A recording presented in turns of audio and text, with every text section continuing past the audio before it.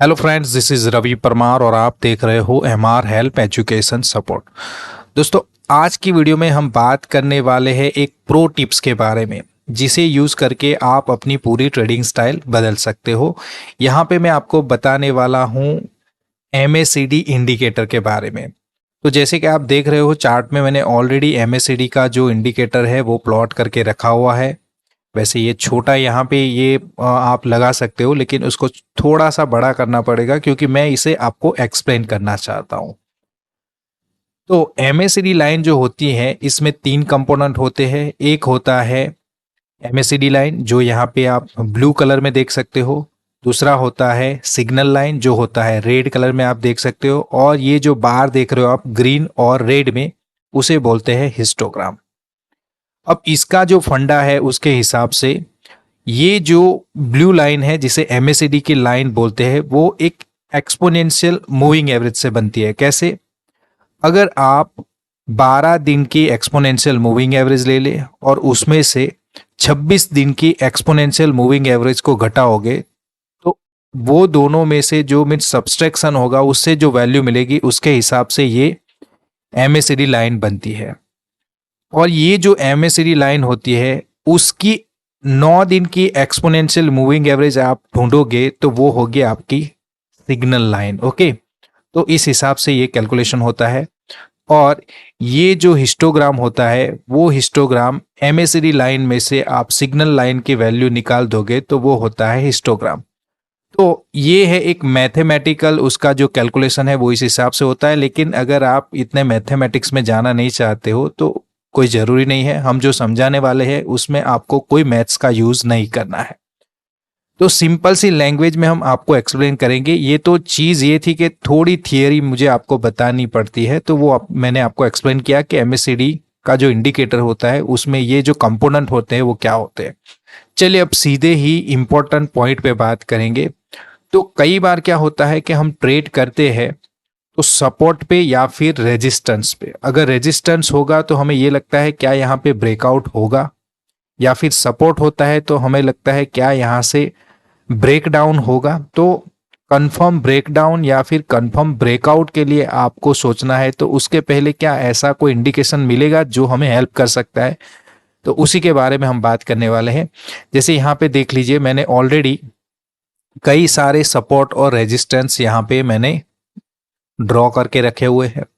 अब यहाँ पे जो राउंड किया है उसके हिसाब से बात करें तो ये देखिए एक बार सपोर्ट बना था, दूसरी बार सपोर्ट यहाँ पे लिया मार्केट ने, फिर से सपोर्ट लिया। वैसे डाउन ट्रेंड में मार्केट चल रहा था लेकिन बार बार यहाँ पे सपोर्ट ले रहा था। फिर हमने क्या देखा, यहाँ पे भी सपोर्ट बनता है। तो अब हमें यहाँ पे क्या ट्रैक करना है कि जहाँ पे आप सोच रहे हो कि ब्रेकआउट ब्रेक डाउन हो सकता है, क्योंकि ये वाले लेवल पे बार बार मार्केट आ रही है और यहाँ से सपोर्ट लेके मार्केट ऊपर जा रही है। तो क्या फिर से यहाँ पे सपोर्ट बनेगा या फिर ब्रेकडाउन होगा, तो उसके लिए आपको एमएसीडी को देखना है। एक सपोर्ट और रेजिस्टेंस का जो लेवल है वो डिटरमाइन करना है, देन आपको एमएसीडी को देखना है। अगर एमएसीडी में आपको ये रेड लाइन जो सिग्नल लाइन है और एमएसीडी लाइन जो ब्लू लाइन है वो दोनों बहुत ही स्क्वीज करती है, साथ में जुड़ जाती है, ओके, उसके बीच में डिस्टेंस नहीं होता और हिस्टोग्राम भी ना के बराबर दिख रहे हो आपको, तो आपको समझना है कि अगर वो सपोर्ट पे रुकी हुई है तो वहां से ब्रेकडाउन होगा। देखिए फिर से हम वो चीज मैंने जो बोली वो यहाँ पे हम थोड़ा अप्लाई करते हैं। एक ये दोनों जो लाइन है सिग्नल लाइन और एमएसीडी लाइन दोनों जुड़ गई है, ओके, बीच में काफी कम डिस्टेंस है और हिस्टोग्राम भी ना के बराबर है। और यहाँ पे हमने देखा कि मार्केट सपोर्ट पे आ चुका है, तो अब ये ब्रेकडाउन होगा क्योंकि ये दोनों लाइन जुड़ चुकी है और हिस्टोग्राम ना के बराबर है। मीन्स यहाँ पे वॉलेटिलिटी काफी कम हो चुकी है और चांसेस है कि ब्रेकडाउन होगा। चलिए इसे थोड़ा और डिटेल में समझते हैं। यहाँ पे देख लीजिए, यहाँ पे देखिए ये जो ट्रेंड लाइन खींची है ग्रीन वाली वो एक तरह का रेजिस्टेंस ही है। तो फिर से यहाँ पे रेजिस्टेंस पे मार्केट आ गया। अभी आपको क्वेश्चन होगा क्या यहाँ से ब्रेकआउट होगा कि नहीं होगा, तो फिर से वही फंडा अप्लाई करना है। कौन सा फंडा? अगर सिग्नल लाइन और एमएसीडी लाइन दोनों जुड़ जाती है, दोनों के बीच में कोई भी डिस्टेंस नहीं है और हिस्टोग्राम भी ना के बराबर है, तो यहां से ब्रेकआउट होगा। अगर सपोर्ट पे होगा तो वो ब्रेकडाउन होगा। लेकिन यहां पे हमने क्या देखा कि रेजिस्टेंस पे तो मार्केट आके रुकी हुई है, सही है, लेकिन एमएसीडी और सिग्नल लाइन दोनों के बीच में काफ़ी गैप है और हिस्टोग्राम भी बड़े बड़े दिख रहे हैं, तो वो वाले केस में वहां पे ब्रेकआउट नहीं होगा, मार्केट फिर से वहां से रिवर्सल लेगा। तो आप देख सकते हो ये रिवर्स हो गया। चलिए आगे देखें तो ये कुछ वक्त में आप देखोगे तो यहाँ पे साइडवेज मार्केट चलती रही है। चलिए और आगे देखेंगे, यहाँ पे ये वाला जो एरिया हमने मार्क किया है वहां पे आप देख सकते हो, यहाँ पे आप देखोगे, देखिए ये वाले लेवल पे फिर से यहाँ से मार्केट ने कुछ अपवर्ड मूवमेंट ली, फिर यहाँ पे ये जो सपोर्ट टूट गया एक बार वो अब रेजिस्टेंस होगा। अब ये फिर से रेजिस्टेंस पे आ गया है, क्या यहाँ से ब्रेकआउट होगा क्या? तो ब्रेकआउट होने के लिए कंडीशन पहली क्या है, एक तो रेजिस्टेंस पे होने चाहिए, चलिए सही है। देन एमएसीडी और सिग्नल लाइन दोनों साथ में जुड़ी होनी चाहिए और हिस्टोग्राम नहीं दिखना चाहिए, ना के बराबर होना चाहिए, लेकिन वो नहीं है। हिस्टोग्राम ही अच्छा खासा नजर आ रहा है और एमएसीडी और सिग्नल लाइन के बीच में भी काफी गैप है, तो यहाँ से फिर से क्या होगा, रिवर्सल हो जाएगा। तो फिर से रिवर्सल हो गया। अब यहाँ पे हम आके रुके, वैसे यहाँ पे सपोर्ट नहीं था क्योंकि यहाँ पे सपोर्ट नहीं है, लेकिन अगर सपोर्ट बनता है तो वो वाले केस में आपको देखना है कि क्या यहाँ पे वो जो फॉर्मूला है वो अप्लाई होता है। देखिए एमएसीडी और सिग्नल लाइन दोनों के बीच में काफी गैप है और हिस्टोग्राम भी बड़ा है, तो यहाँ से रिवर्सल होगा, रिवर्सल हो गया। ओके, फिर से यहाँ पे रेजिस्टेंस पे आ गया, फिर से क्वेश्चन हुआ क्या ब्रेकआउट होगा क्या? तो ब्रेकआउट के लिए फिर से कंडीशन है कि एमएसीडी और सिग्नल लाइन के बीच में काफी कम डिस्टेंस है और हिस्टोग्राम भी ना के बराबर, तो वो दोनों अप्लाई नहीं हो रहे। फिर से यहाँ से मीन्स रिवर्स हो गया या फिर करेक्शन आ गया। तो कहाँ पे ब्रेकआउट होगा, ये कुछ चीजें मैंने अभी आपको जैसे बताई, वो अगर थोड़ा गौर करोगे तो अच्छे से समझ में आएगी। फिर से यहाँ पे आ गया, देखिए यहाँ पे आ गए हम, ये ब्रेकआउट होगा क्या? नहीं होगा, क्योंकि एमएसीडी और सिग्नल लाइन दोनों के बीच में डिस्टेंस है, ओके, और हिस्टोग्राम भी अच्छा खासा है। फिर से मार्केट ने क्या किया, यहाँ से रिवर्सल लिया और रिवर्सल यहाँ पे सपोर्ट बना।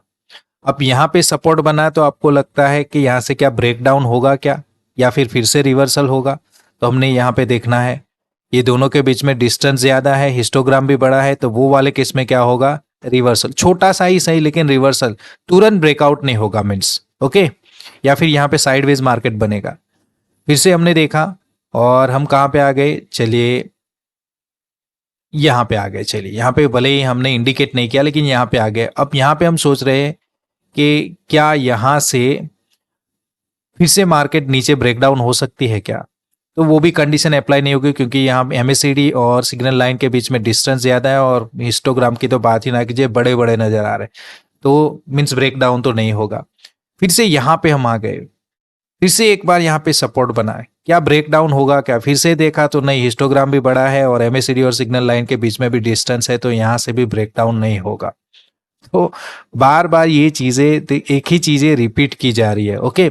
वैसे कई बार ये जो आपके इंडिकेशन होंगे वो रॉन्ग भी हो सकते हैं, सभी बार ये चीजें काम नहीं करेंगी, क्योंकि ये एक तरह का प्रिडिक्शन, टेक्निकल एनालिसिस एक प्रिडिक्शन होता है जो आपका सक्सेस रेट बढ़ाता है। कई बार वो मीन्स आपका स्टॉप लॉस भी हिट हो जाएगा, कई बार गलत एंट्री भी आपकी हो सकती है, तो वो चीजें तो होती है मार्केट में, लेकिन सक्सेस रेट ज्यादा बढ़ जाए ऐसा भी तो कुछ होना चाहिए। जैसे यहाँ पे देख लीजिए, यहाँ पे जब सपोर्ट लिया तो आपने देखा कि यहाँ पे तो डिस्टेंस भी ज्यादा है, हिस्टोग्राम भी है, फिर भी ये ब्रेकडाउन हो गया, ओके। तो ये कुछ चीजें ऐसी होगी जो कई बार गलत भी हो जाती है, लेकिन ज्यादा सक्सेस रेट कैसे होता है वो चीजें मैं आपको बता रहा हूँ। फिर ये देखिए, यहाँ पे हमने क्या देखा कि एमएसीडी और सिग्नल लाइन दोनों के बीच में डिस्टेंस है और हिस्टोग्राम भी काफी अच्छा नजर आ रहा है। फिर से यहाँ पे चले गए। अब यहाँ पे जब हम आ गए तो सिंपली आपको ये देखना है कि देखिए ये जो जोन है ना, ये जोन देखिए, ये जोन, अगर ये सब पॉइंट को आप एक साथ जोड़ लो तो ये भी एक तरह का रेजिस्टेंस बन गया। देखिए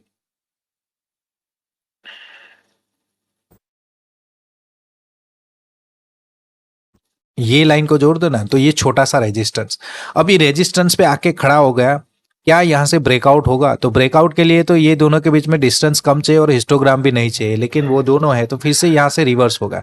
फिर यहाँ पे आए, फिर से वही फंडा यहीं पे अप्लाई हुआ। तो ये देखिए बार बार आप फंडा अप्लाई करोगे तो एक तरह के साइडवेज मार्केट में, और मैं कह सकता हूँ शॉर्ट टर्म में आपको ये स्विंग ट्रेडिंग करनी है छोटी छोटी, तो वो कर सकते हो, ओके।